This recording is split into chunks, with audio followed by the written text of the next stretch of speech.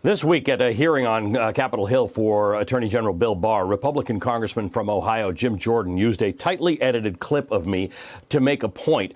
He ran a clip that did not actually contain proper context. Now, we know what Republican Congressman Jim Jordan was doing there. He was painting a picture of chaos, of indiscriminate violence. He was painting a picture of the media, using me as an example, of condoning the violence in the streets of America. But the context is key. So here's a fuller clip of my own report, of which he used a small bit out of context.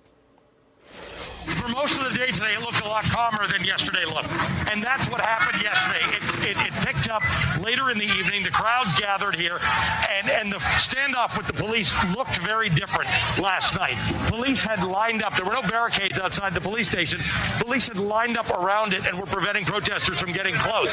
Then they put up, overnight, they put up fences and barricades so that people couldn't get there.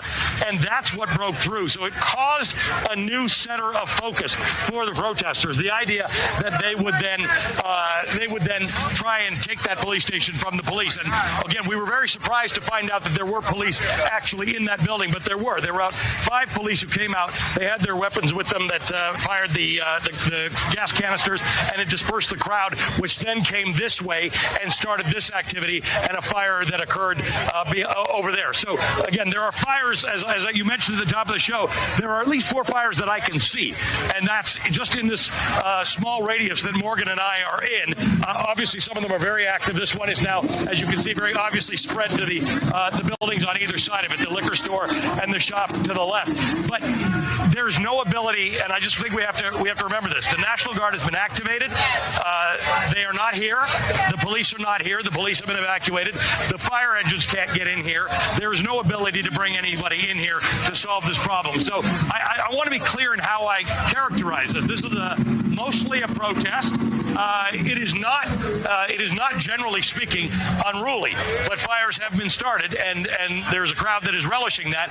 There is a deep sense of grievance and complaint here, and that is the thing, that when you discount people who are doing things to public property that they shouldn't be doing, it does have to be understood that this city has got, for the last several years, an issue with police, and it's got a real sense of the deep sense of grievance of inequality. And you mentioned earlier, before we had video, how did we know about these things? Now we have video. We have 3 angles of this thing, and the people who are talking to me, not an investigator, and I don't have access to the information that investigators have, but they are saying, what more do you need?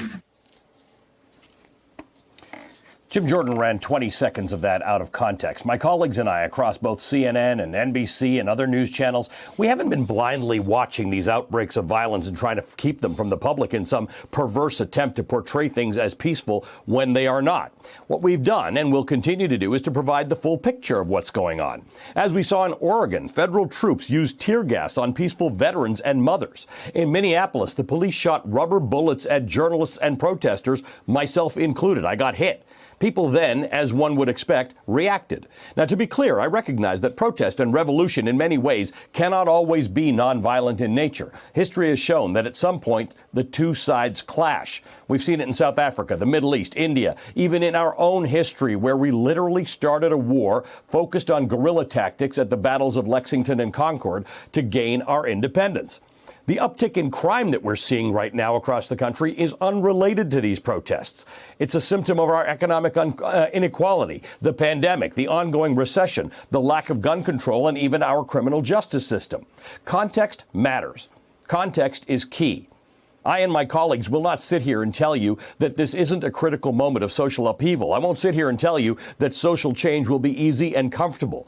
I'm going to give you all the facts, the context, and the understanding to know why this is such a crucial moment in time and why, peaceful or not, protest is a critical part of democracy. We cannot let protesters be likened to criminals. Hey there, I'm Chris Hayes from MSNBC. Thanks for watching MSNBC on YouTube. If you want to keep up to date with the videos we're putting out, you can click subscribe just below me or click over on this list to see lots of other great videos.